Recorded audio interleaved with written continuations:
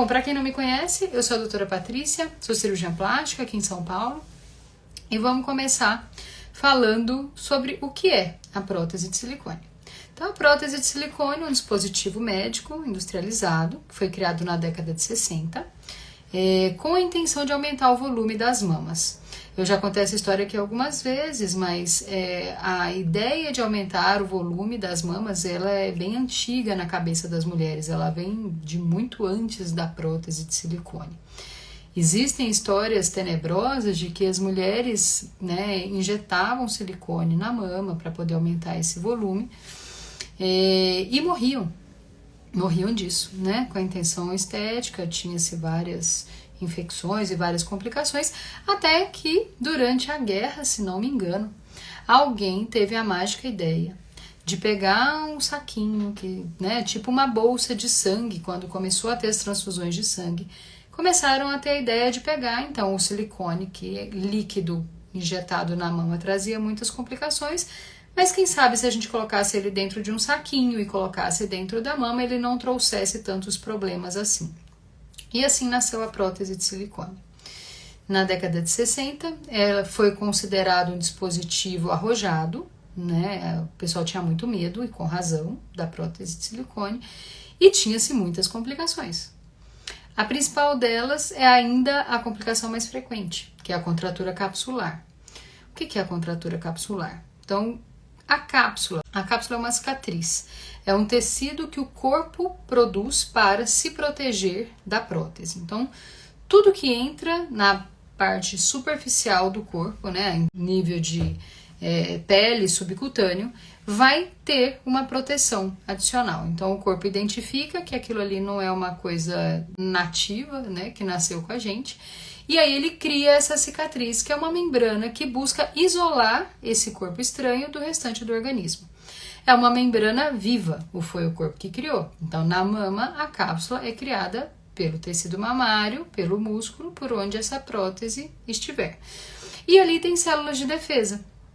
Células de defesa estas que estão o tempo todo reconhecendo a presença desse corpo estranho, captando esse silicone e processando ele, para que o corpo consiga sobreviver com o silicone sem que haja tantas interferências assim.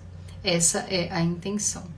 O corpo identifica esse objeto estranho, mas convive com ele, porque a resposta do sistema imunológico, ela é lenta. Ele vai pensando, nós tem um negócio estranho, vou criar essa membrana que vou me proteger.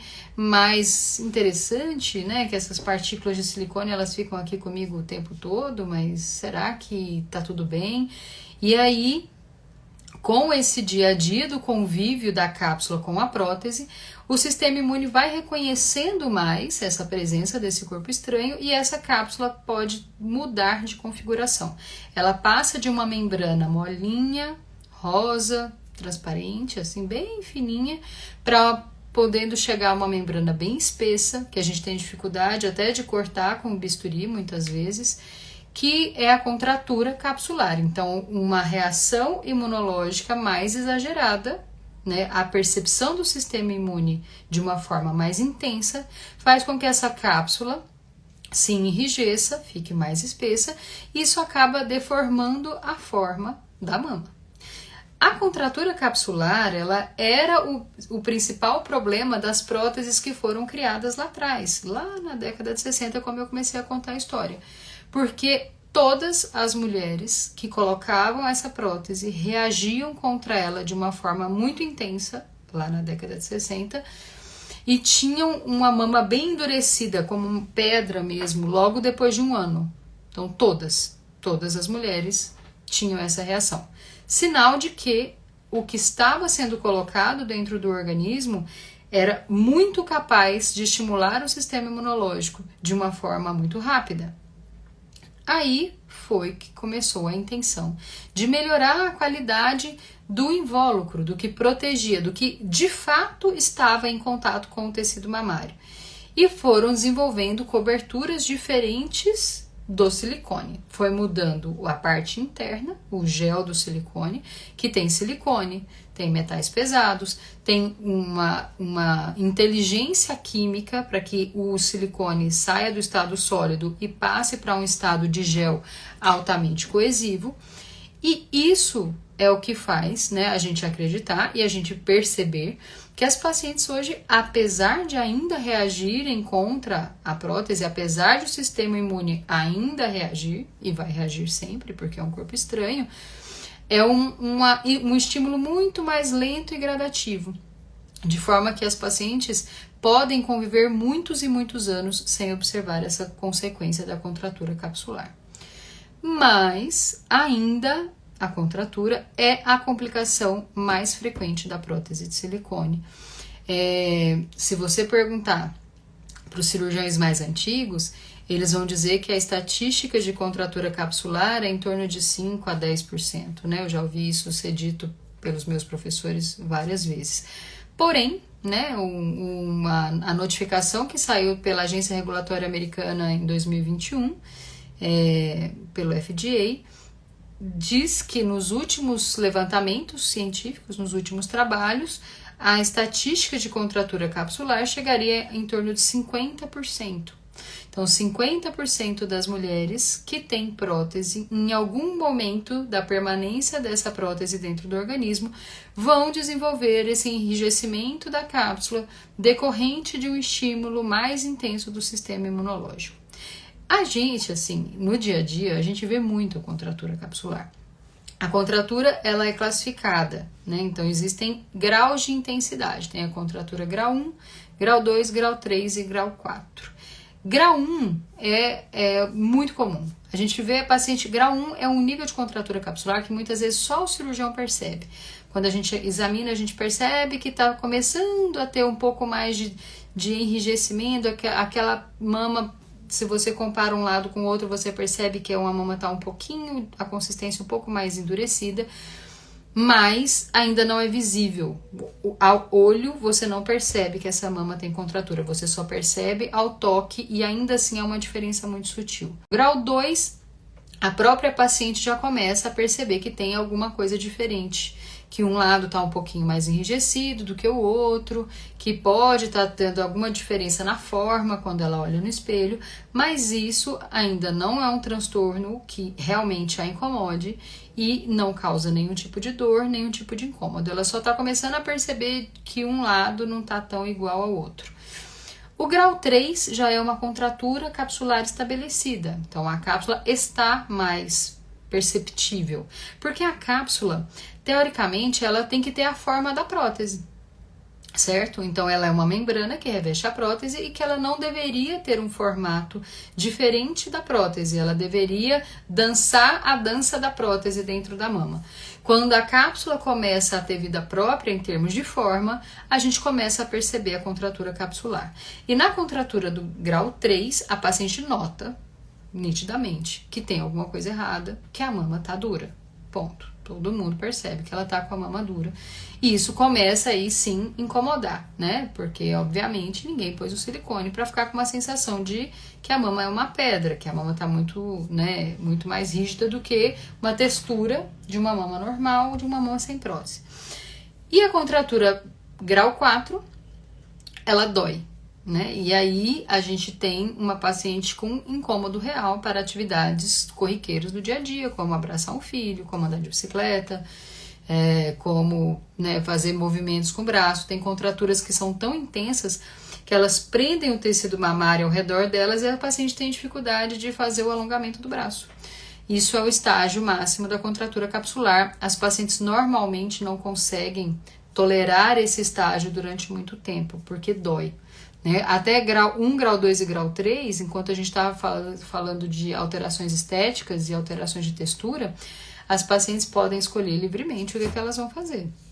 Se vai operar, se não vai operar, se deixa como tá. E agora o grau 4 não. O grau 4 normalmente ele tem um nível de incômodo que já leva a paciente a tomar alguma decisão sobre isso.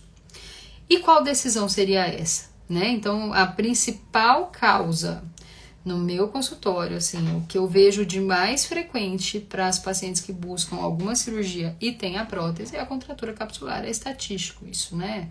Tá descrito.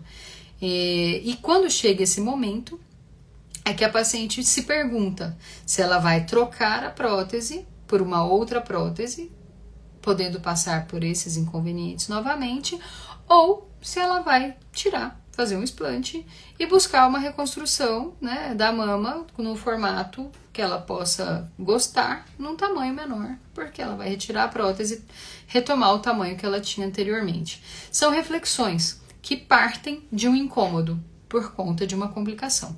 Então, pacientes que colocam a prótese e estão com a mama muito bem, obrigado, a mama tá bonita, o tamanho tá bom, a consistência tá normal, tá tudo bem. Ninguém tá pensando em fazer cirurgia plástica de novo. Isso é o mundo ideal, né? Eu conheço pacientes que vivem assim com prótese há 22 anos. E tá tudo bem. Para elas, a mama tá do mesmo jeito que tava quando elas colocaram. E tá tudo bem. Não se sentem incomodadas com isso. Pode, então, continuar com a prótese se tá tudo bem? Sim, né? Na teoria, se a paciente não tem incômodo estético, não sente dor, não acha que tá diferente um lado com o outro, faz a ressonância magnética, percebe que as próteses estão íntegras. A gente não tem nada que nos obrigue a trocar essa prótese, não há nenhuma contraindicação formal de manter ou de trocar a prótese, né? Somente pelo prazo. A gente tem que observar quais complicações vão vindo. O fato é que o tempo é o maior inimigo da prótese. Ponto. Então, nada prejudica mais uma prótese de silicone do que o tempo, porque é um produto industrializado que tem um desgaste natural. O desgaste do produto faz com que haja mais extravasamento de gel de silicone, né? O silicone que foi com a inteligência química trabalhado para ficar de uma forma mais inerte dentro do organismo, de uma forma que o organismo perceba menos essa presença, ele depois vai receber uma cobertura de um invólucro, né, que é uma capa protetora, que também é de silicone, mas de um silicone ainda menos reativo para o organismo. Esse é o que foi projetado, esse é o plano perfeito, né, da indústria, de quem fabrica. Porém, a gente sabe que o silicone, o gel, ele extravasa através do invólucro em períodos muito precoces. Né? Eu já vi pacientes com 3 anos de prótese que já tinham sinais de extravasamento do gel de silicone. O que a gente não sabe é o quanto esse extravasamento do gel de silicone realmente impacta na vida da paciente, certo? Então, nós sabemos que o gel escapa. Então, é o gel bleeding, né? Que vocês já devem ter ouvido falar por aí. Em alguns Instagrams que falam muito sobre explante, elas falam muito de gel bleeding. Bleeding de sangramento em inglês. É como se o gel sangrasse através do invólucro, né? Em moléculas, em pequenas partículas que não são perceptíveis. Mas que as células de defesa da cápsula já conseguem captar esse silicone e até fazem com que esse silicone circule pelo organismo dentro das células de defesa. Então a gente vê silicone na axila, a gente vê silicone em outros órgãos, mas a gente não sabe até onde, na prática, isso impacta na vida da paciente. Isso é o que a gente ainda não sabe, certo? Mas a gente sabe que o silicone migra. E a gente sabe que é esperado, independente da marca, e quanto mais o tempo passa, maior é a chance disso acontecer. O que a gente não sabe é o quanto isso importa, ok? Mas vamos voltar nas contraturas, nos problemas que a gente sabe. Então, contratura capsular é a mais frequente, eu já falei, a estatística em torno de 50%, segundo a Agência Regulatória Americana.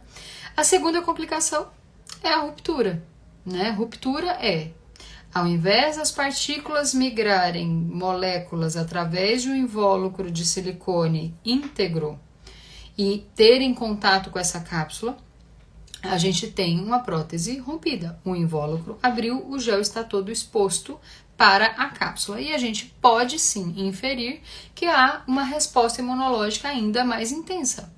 Por quê? Porque a gente tem uma oferta de silicone, de gel de silicone com produtos químicos para o organismo, protegido pela cápsula, de uma forma muito mais intensa, e essa cápsula tende também a reagir mais. Isso quer dizer, então, que a prótese, quando ela está rompida, vai ter mais contratura capsular?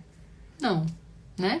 Então, a gente não observa que a ruptura tenha qualquer sintoma. Então, a mama que está com a prótese rompida, ela não dói.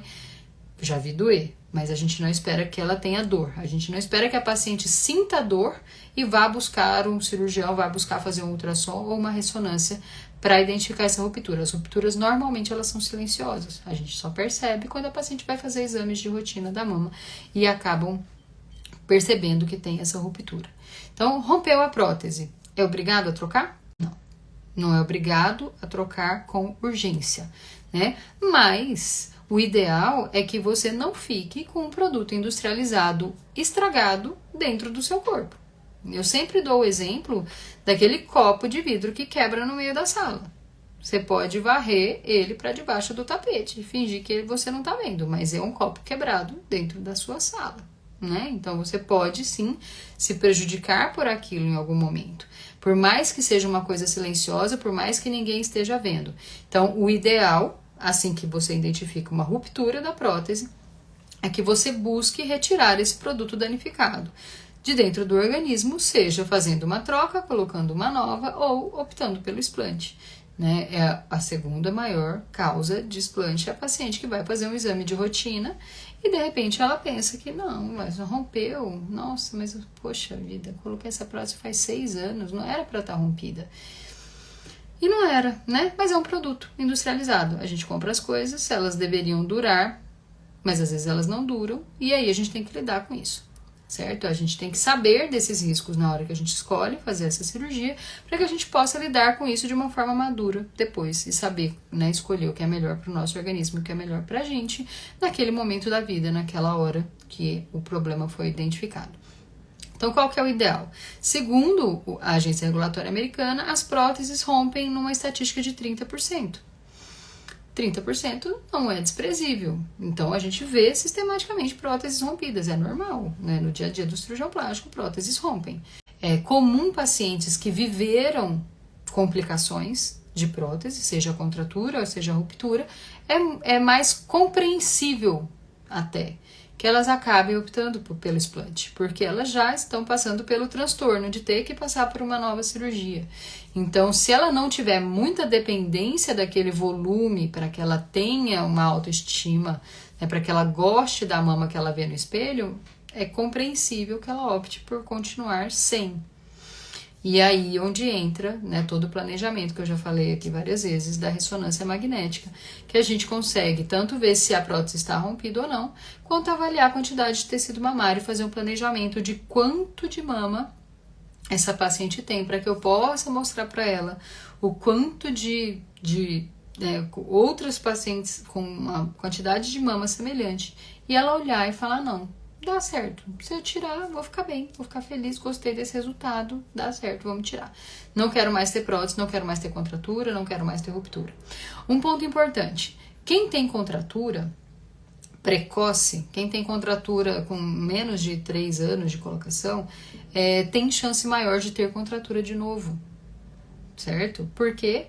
Porque quando você tem uma contratura muito precoce, muitas vezes o corpo está sinalizando que ele não gosta da prótese. Ele reagiu com ela de uma forma exagerada num período de tempo estatisticamente menor do que isso costuma acontecer. Então existe uma chance maior de você fazendo uma troca, você voltar a ter contratura. Já vi isso acontecer algumas vezes nas pacientes, inclusive de explante, que, né, tentaram trocar anteriormente e o corpo continuava tendo essa reação e elas acabaram optando por não seguir com prótese. A ruptura não, a ruptura depende do produto. Então, se rompeu, trocou, tudo bem, temos um produto novo. Vamos ver quanto tempo esse produto vai durar dentro do organismo. É importante dizer que a maioria das marcas, né, dos fabricantes, eles têm cobertura, eles têm garantia, tanto para contratura, num prazo inferior a 10 anos, na maioria das marcas, e para ruptura. Então, se romper e a paciente optar por continuar com prótese, a gente pode solicitar essa prótese para o fabricante e eles enviam uma prótese nova para a gente poder fazer essa cirurgia caso a paciente decida seguir com a prótese. Então, contratura, ruptura, infecção, né? Infecção, gente, é raríssimo porque Deus é muito nosso amigo, né? Lógico, a gente não gosta quando isso acontece, né? É muito triste a gente ter que fazer um explante por infecção, né? A prótese, quando existe uma infecção, a bactéria, ela entra em contato com a prótese, e a gente trata, a gente percebe que a mama tá com uma infecção, tá vermelha, tá dolorida, a gente tá com febre, e a gente precisa tratar isso. Você dá o antibiótico trata o tecido mamário, trata a mama, mas o antibiótico não trata a prótese não tem sangue, né? Então a gente não tem como fazer esse antibiótico chegar até a prótese. Passado um tempo, a gente tem uma melhora, muitas vezes, da mama, depois de uns dias, as bactérias que foram morar na prótese, elas voltam a entrar em contato com o tecido mamário, e aí a gente tem a infecção. E não tem o que fazer, né? Aí a gente tem que abrir, retirar essa prótese, fazer o explante. Não tem como colocar outra prótese no mesmo momento, porque a gente tem uma área infectada, a gente tem um problema para resolver.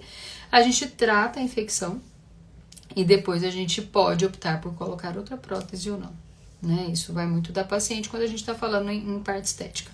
Eu tenho pacientes já assim, isso acontece mais do que a gente gostaria em pacientes de reconstrução mamária, que passaram por mastectomia, porque a gente tem uma cirurgia muito maior envolvida e a chance dessa infecção é bem maior na mastectomia do que numa cirurgia estética.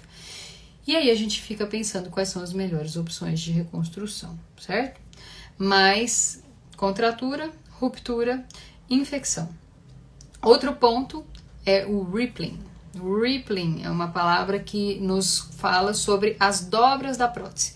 Pacientes muito magras, especialmente, elas palpam a prótese, às vezes em algumas regiões, em que o tecido mamário ficou muito delgado e a prótese ficou mais superficial naquela região. A prótese é um saquinho cheio de gel. Quando você coloca em pé, você percebe, essas dobras podem ser visíveis ou palpáveis. É uma estatística menor do que a ruptura e a contratura, mas isso pode acontecer. A gente tem como corrigir isso com enxerto de gordura, que a gente pode tirar enxerto de gordura de alguma outra região do corpo e tentar camuflar um pouco esse rippling, né? Tentar fazer com que o rippling fique menos perceptível, colocando a gordura por cima. Ou a gente pode trocar essa prótese e ajustar a pele de uma forma melhor.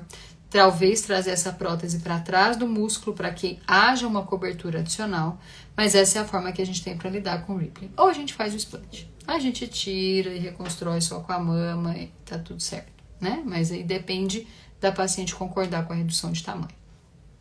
Então a gente tem contratura, ruptura, infecção, rippling. A gente tem a mudança da prótese de lugar, né? Quantas vezes eu já não vi pacientes que a hora que deitam na maca a prótese vem parar embaixo do braço. E quando você olha, que na verdade você olha um vazio, porque a prótese escorrega para a lateral quando a paciente deita. Isso é muito mais comum nas próteses de baixa texturização. O que é a texturização, doutora Patrícia? É assim, quando eles vão criar a cobertura que protege esse gel de silicone, as indústrias, elas têm uma preocupação de que essa prótese gere aderência com a cápsula. Então, a prótese, ao invés de dançar dentro da cápsula, né, andar dentro da cápsula, a prótese adere na cápsula com um efeito velcro. Isso não é possível nas próteses lisas, nas próteses nanotexturizadas. As próteses mais antigas eram as lisas, as próteses mais modernas são as nanotexturizadas, em que se você olha no microscópio, quando você olha a superfície, você vê uma superfície praticamente homogênea. As marcas que inventaram as próteses de maior texturização fizeram isso para tentar compensar os problemas das próteses lisas que existiam lá na década de 60 e 70, porque elas tinham mais contratura e porque elas tinham essa capacidade de andar mais livremente pelo tórax, porque elas não grudavam na região da cápsula, elas não fixavam no lugar que a gente queria que ela fixasse.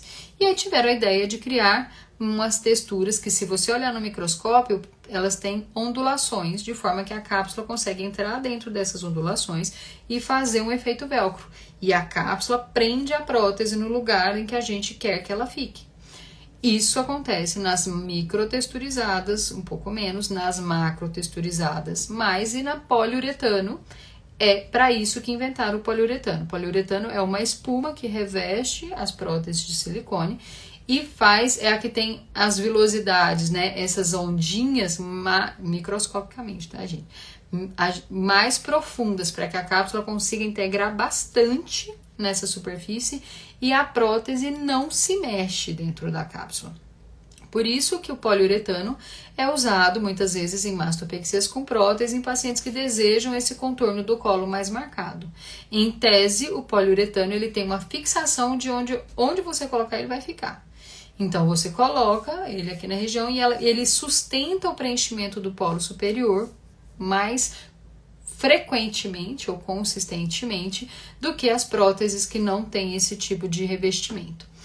Isso é bom, por um lado, porque você mantém o preenchimento de polo superior, mas é ruim, por outro lado, porque a mama escorrega na frente, fica com um aspecto como se a prótese fosse retromuscular, de tão sustentada que ela está. E a gente tem que entender que cada textura tem vantagens e desvantagens. É por isso que todas as marcas têm mercado. Então, você quer escolher uma prótese que tenha a característica de fazer bastante velcro, você pode escolher um poliuretano.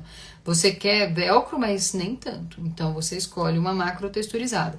Não, você não quer que tenha efeito velcro, você quer uma prótese que seja nanotexturizada, uma prótese mais lisa. Por quê? Por que a gente iria não querer o efeito velcro? O efeito velcro parece uma coisa muito boa, né? Da prótese ficar mais estável no tórax, foi assim que foi inventado.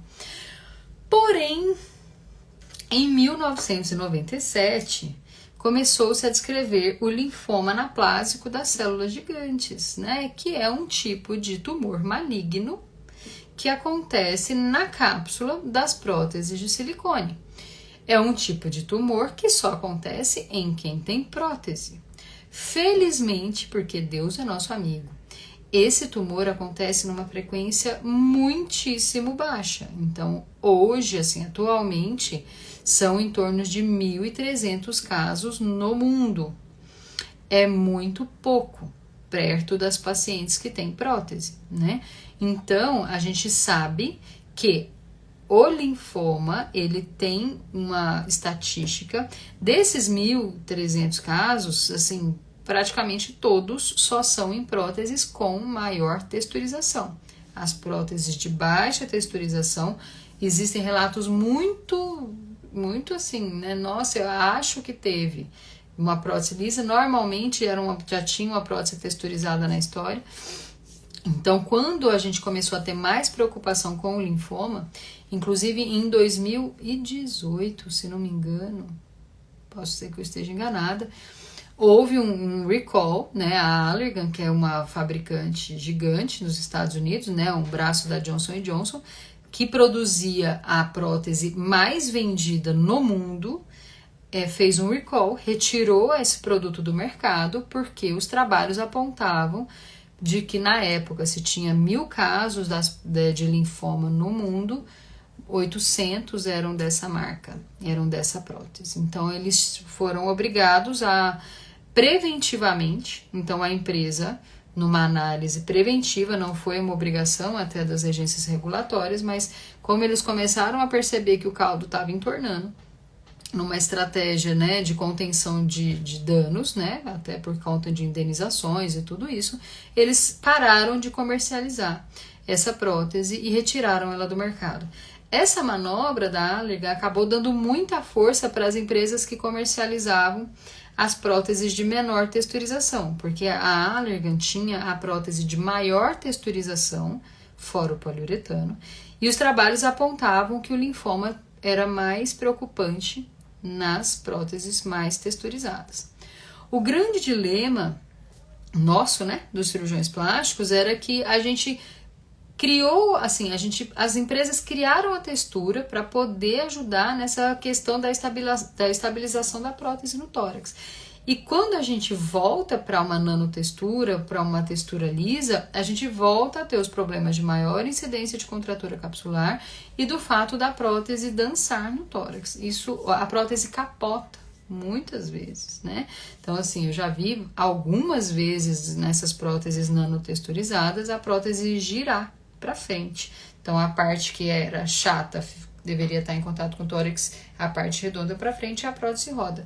Já fiz explante de pacientes por este motivo algumas vezes. Então, a gente tem que escolher qual é o problema que a gente vai enfrentar quando a gente escolhe a texturização. Eu, particularmente, acho que na estatística do linfoma, que é muito baixa perto do quanto a gente coloca, né, quantas pessoas usam prótese no mundo todo, o risco da prótese capotar é muito maior do que o risco de a paciente ter um linfoma. Mas isso tudo a gente precisa conversar, né? E escolher primeiro se a prótese é mesmo uma boa ideia. A prótese sendo uma boa ideia, qual a texturização que a gente vai usar, por que a gente vai escolher cada texturização, quais são as vantagens e desvantagens de cada uma delas, para que a gente possa tomar uma escolha consciente, ok? Então, o linfoma anaplásico, o que a gente sabe sobre ele? Ele é, além de ser muito raro, ele não é uma doença de difícil tratamento, mas não deixa de ser um diagnóstico oncológico, né? Então, assim, não é fácil receber esse diagnóstico. A paciente acaba tendo que compulsoriamente fazer um explante, retirar essa prótese. Aí sim é obrigatório que a gente retire toda a cápsula, porque a cápsula é a parte doente. É importante que retire os dois lados, porque existe uma história de ser um tumor bilateral. Então, a gente tem que tratar os dois lados como se os dois lados tivessem o linfoma. A paciente precisa passar com um oncologista, com um hematologista, porque afinal de contas é um linfoma, é um tumor das células de defesa. Então, é o hematologista que trata isso. Precisa ficar fazendo monitoramento. Então, é claro, muito melhor se isso não existisse, né? Muito melhor. Mas a gente sabe que ainda é uma estatística muito baixa. Faz uns 2 anos que nós, os cirurgiões plásticos, estamos esperando que essa estatística aumentasse numa velocidade muito grande, depois que a gente passou a ter mais consciência dessa doença. E nesses 2 anos não houve essa explosão de casos de linfoma que a gente imaginou que poderiam existir depois que os diagnósticos ficaram mais concretos. Então, a gente vai ficando cada vez mais tranquilo em relação a isso. Ele existe, né? Mas a gente precisa escolher se a gente quer correr um risco de 0,000%, né? 0,0003% de ter um linfoma, ou se a gente vai para um risco de fazer uma prótese que gira, uma prótese que anda, uma estatística maior de contratura capsular. São escolhas, certo? A gente precisa escolher as batalhas. E a gente precisa escolher até onde a prótese vai ser tão útil assim para que a gente corra todos esses riscos, certo? Então, temos a contratura, a ruptura, a infecção, o rippling, o linfoma. E não posso deixar de falar, né, da doença do silicone e da sindromiase, que são sintomas sistêmicos, coisas que acontecem com a pessoa no corpo todo. Então, queda de cabelo, dor nas juntas, perda de memória, infecções urinárias. A gente tem uma lista gigante desses sintomas, tanto da doença do silicone quanto da sindromiase. Recentemente eu fiz lives só sobre esses temas. São temas muito mais difíceis da gente tratar, porque são temas muito novos, né, dentro do que a gente entende de medicina. Medicina é uma ciência de verdades transitórias, então são trabalhos e pesquisas o tempo todo. Mas já a gente sabe, os trabalhos estão apontando para uma direção de que a doença do silicone ela realmente existe, de que a sindromiase realmente existe, de que o sistema imune de algumas pacientes pode sim identificar esse silicone de uma forma mais exagerada e trazer mais transtorno para a paciente do que as pacientes que não têm a genética com essa predisposição. Pacientes que já têm doença autoimune anterior, a gente sabe que tem uma chance maior de desenvolver doenças autoimunes relacionadas à prótese, porque é um corpo estranho com o qual o corpo tem que lidar o tempo inteiro.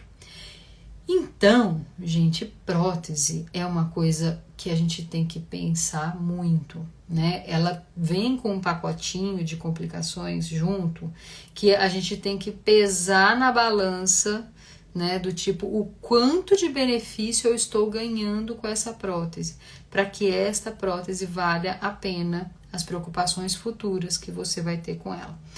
É muito importante compreender que pacientes que já têm um volume mamário que ela gosta, ela não tem obrigação de colocar silicone.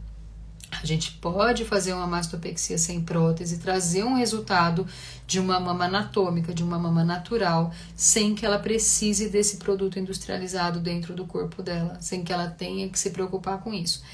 Como eu sempre digo, só tem complicação de prótese quem tem prótese. Quem não tem prótese tem vários outros problemas na vida, mas a prótese não é um problema, certo?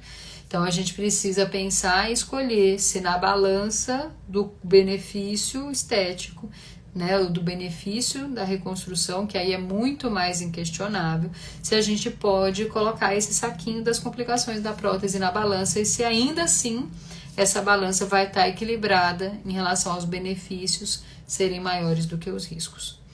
Esse é o ponto-chave de toda a discussão de prótese. Eu gostaria muito, né, que fosse uma conversa que os cirurgiões plásticos, de uma forma geral, trouxessem isso dessa forma. Eu acho que seria muito mais fácil para as pacientes decidirem com consciência, mas a gente sabe que não é isso que acontece no dia a dia, né? Hoje, houve uma época que colocar prótese de silicone parecia tão simples quanto fazer um corte de cabelo. Agora existe uma consciência maior que vem muito desses Instagrams de desplante, que vão trazendo uma consciência dessas complicações, e eu acho que as pacientes têm que ter essa consciência para escolherem o que elas querem, a batalha que elas querem lutar, é simples, né? A gente faz escolhas, ou eu vou conviver aqui com a minha mama que não é tanto do tamanho que eu queria, ou eu vou conviver com a prótese de silicone que vai me trazer complicações, cirurgias futuras. Não existe prótese vitalícia, não tem nada que você compre que seja industrializado, que alguém possa te garantir que vai durar para sempre. Especialmente quando este produto está dentro de um ser vivo, que tem uma genética própria, uma capacidade própria de reação e que a gente não sabe dizer como esse organismo vai interagir. Certo? Eu falo que a prótese é um filho, a gente tem que cuidar dela mesmo, né? Fazer exames, fazer acompanhamentos.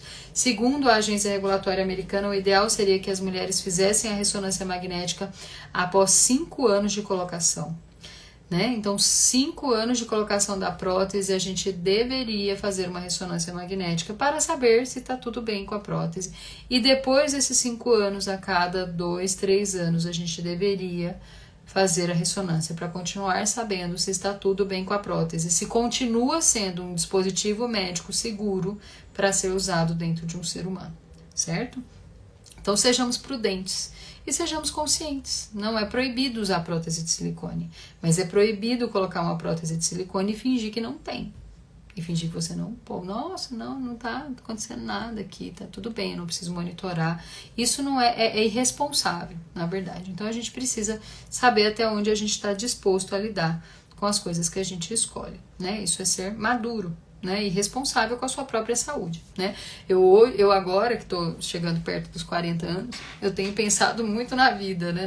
Na parábola da vida. E eu vi um videozinho esses dias no Instagram de é o que dizem, né? Um senhor de 90 anos correndo uma maratona e dizendo que ele começou a correr aos 45. Eu pensei, nossa, tá em tempo, né, de eu começar a correr maratona. Mas não, o vídeo ele dizia como você vai viver os seus próximos 45 anos. E essa é uma reflexão muito importante, né? Quando a gente vai pegando mais maturidade, eu penso hoje como eu vou viver meus próximos 40 anos, né? Eu tenho que começar a plantar sementinhas, porque a gente vai subindo na vida, a gente vai subindo nessa, né? A gente é criança, que tudo é uma festa, arco-íris cor-de-rosa, fase maravilhosa da vida, mas que infelizmente é tão curta.